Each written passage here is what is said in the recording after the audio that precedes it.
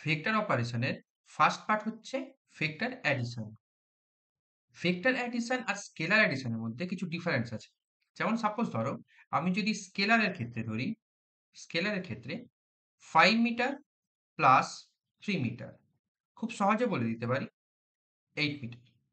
Or 7 7 joule plus 2 joule equal to খুব সহজে বলে দিতে পারি 9 জুল।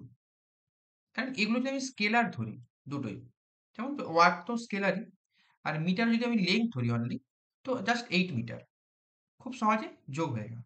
কিন্তু তোমাদের যদি আমি একটা উদাহরণ বলি,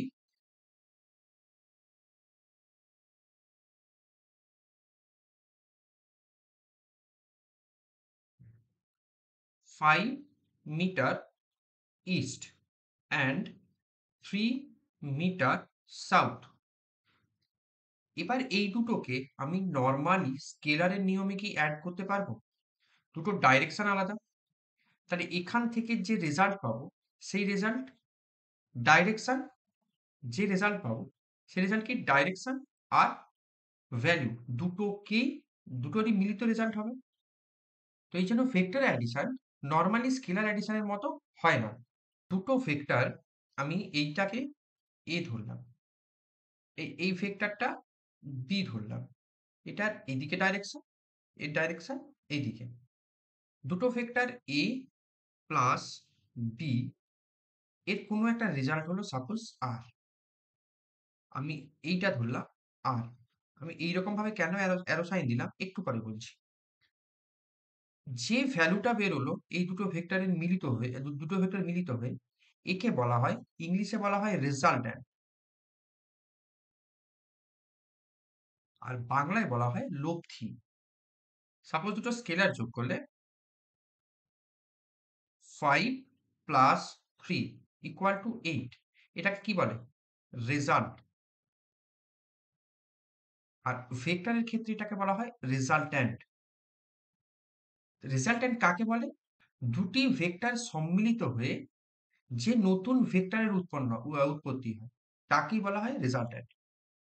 তাহলে এই দুটো ভেক্টরের রেজাল্ট্যান্ট আমি কি বলতে পারি? R equal to A plus B. Vector অ্যাডিশনের ক্ষেত্রে তিনটে রুল আছে। নাম্বার ওয়ান, ট্রায়াঙ্গুলার ল,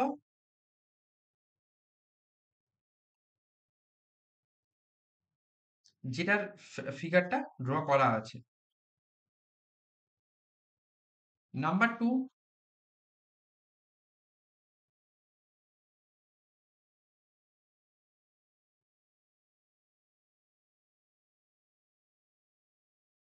আর নাম্বার থ্রি,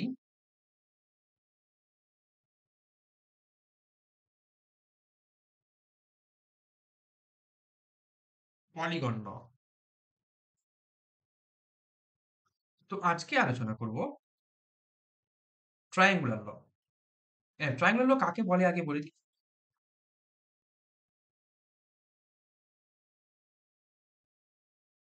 দুটো ভেক্টরকে যদি একটি ত্রিভুজে, এখানে মেন ত্রিভুজ হচ্ছে এইটা এ বি সি, এই এবিসি ত্রিভুজের দুটো বাহু ধরো এবি আর বিসি, দুটো ক্রমানুসারে গৃহীত ভেক্টরকে যদি রিপ্রেজেন্ট করে, ক্রমানুসারে মানে একই ক্রমে, এই একই ক্রমে আছে, একই ক্রমে, তো ক্রমানুসারে গৃহীত দুটি ভেক্টরকে যদি কোনো ত্রিভুজের দুটি বাহু রিপ্রেজেন্ট করে, তাহলে বিপরীত ক্রমে গৃহীত তৃতীয় বাহুটি তাদের লব্ধিকে রিপ্রেজেন্ট করবে। যেমন যদি একই ক্রমে হতো তাহলে এইভাবে যেত, এদিকে যেত, এভাবে ব্যাক করে আসতো। বাট দেখো এটা অপোজিট ডাইরেকশনে আছে, তার মানে এটা বিপরীত ক্রমে গৃহীত। বিপরীত ক্রমে গৃহীত তৃতীয় বাহুটি ওই দুটো ভেক্টরের লব্ধি হিসাবে প্রকাশ করবে। যদি দুটি ভেক্টরের মধ্যবর্তী কোণ থিটা হয়, আচ্ছা আমি এ পাশে কেন থিটা লিখেছি, কারণ কোনো পয়েন্ট থেকে যখন দুটো ভেক্টর বেরিয়ে যাবে, দুটো ভেক্টর যখন কোনো কোনো পয়েন্ট থেকে বেরিয়ে যাবে তখন সেখানে অ্যাঙ্গেল তৈরি করবে।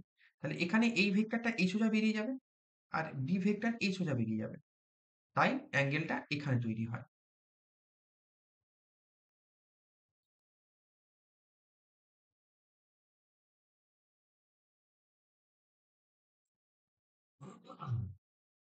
তো এগুলো বইয়ে ক্যালকুলেশনটা আছে, আমি ক্যালকুলেশন করছি না।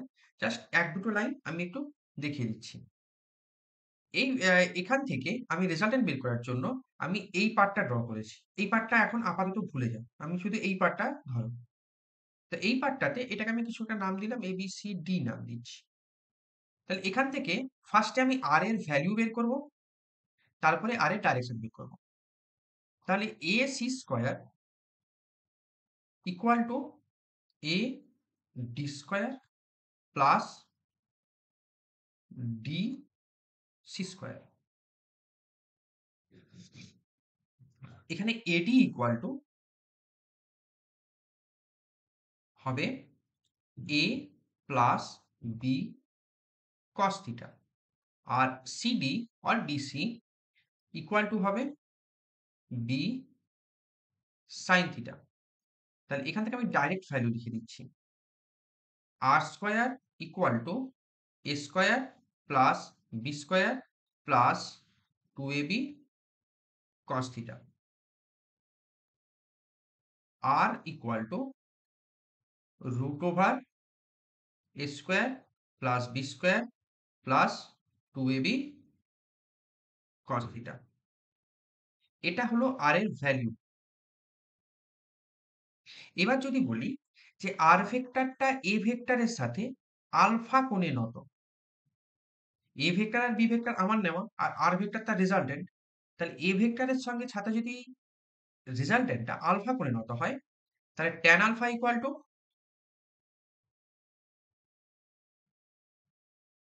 B sin theta by A plus B cos theta. এখানে এইটা কি ছিল? B sin থিটা ছিল। B sin theta. আর এই পার্টটা B cos থিটা।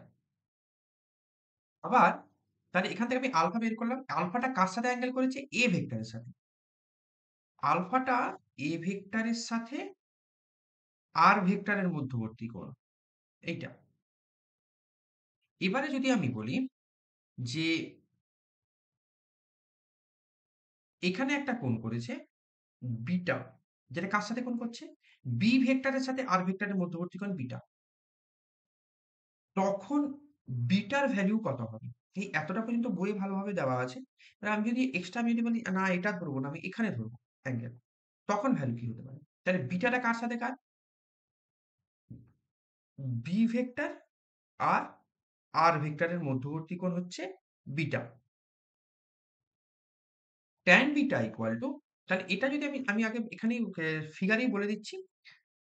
এটা যদি A হয় আর এটা থিটা মানে কি? এটাও থিটা। তাহলে এটা কত? A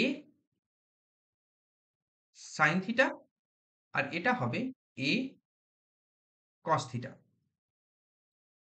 তাহলে tan বিটা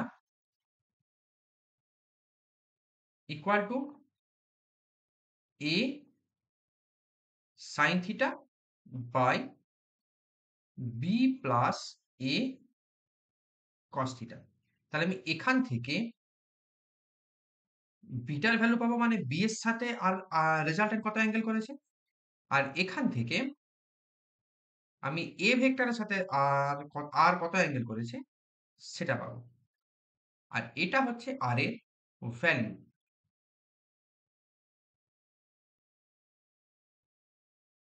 আর এই দুটো R এর ডাইরেকশন। ক্লিয়ার? এবার কিছু স্পেশাল কেস দেখাচ্ছি, দেখো। If theta equal to π/2। ও, আমি ইয়েটা লিখে দিচ্ছি আরেকবার, রেজাল্টেন্টের ভ্যালুটা। তাহলে R equal to A square plus B square plus 2AB cos theta whole to the power half. আর শুধু tan আলফাটাই লিখছি। tan alpha equal to B sin theta by A plus B cos theta. তাহলে যদি theta equal to π/2 pi, তাহলে R equal to কি? Root over A square plus B square. আর alpha equal two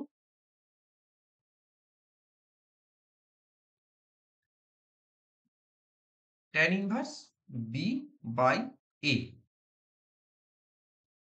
if theta equal to 0 degree, r equal to a plus b, and alpha equal to also 0. If theta equal to pi, r equal to a minus b, আর alpha equal to also 0। তার মানে দুটো vector একে অপরের উপর লম্ব। এখানে আমি ছোট্ট করে একটা ছবি এঁকে দিই, দেখো। দুটো ভেক্টর একে অপরের উপর যদি লম্ব হয়, দুটো ভেক্টর যদি একই ডাইরেকশনে হয়, এটা এ, এটা বি, আর এর ক্ষেত্রে দুটো ভেক্টর যদি অপোজিট ডাইরেকশনে হয়, এটা এ ভেক্টর, এটা বি ভেক্টর, আর মিডলে 180 ডিগ্রি অ্যাঙ্গেল। তো তিনটে ফিগার, তিনটে কন্ডিশন স্যাটিসফাই করে। তো এই ছিল ভেক্টর অ্যাডিশনের ট্রায়াঙ্গুলার ল। আমি একটা ছোট্ট অ্যাপ্লিকেশন দেখাচ্ছি যাতে এটা বুঝতে আরো সুবিধা হয়। তোমাদের ছায়া প্রকাশনীতে একটা ম্যাথ আছে, ছোট্ট ম্যাথ আছে, ফার্স্ট ম্যাথ আই থিঙ্ক। ওইটা একটু বলে দিচ্ছি, দেখো। তাহলে আমি একটা যদি ম্যাথ করাতে পারি তাহলে এটা আরো ভালোভাবে তোমরা বুঝতে পারবে। বলছে দুটো vector P and to Q একে অপরের সাথে, এটা পি আর এটা টু কিউ, একে অপরের সাথে 150 ডিগ্রি কোণে নয়, হয়েছে? আর এদের লব্ধি পি এর সাথে 90 ডিগ্রি কোণ করছে। যদিও এইটা অ্যারো সাইনটা উল্টো দিকে আছে, এটা হচ্ছে তোমার প্যারালোগ্রাম ল এর প্যারালোগ্রাম ল থেকে হবে। তাও parallelogram law one type of triangular ল। কিভাবে সেটা আমি যখন প্যারালোগ্রাম ল পড়াবো তখন বলে দেবো। যাই হোক, ম্যাথটায় ফিরে আসি। তাহলে যদি লব্ধি পি ভেক্টরের সাথে পাই বাই 2 করে, পাই বাই 2 অ্যাঙ্গেল করে, তাহলে প্রুভ করতে হবে পি ইকুয়াল টু √3 কিউ।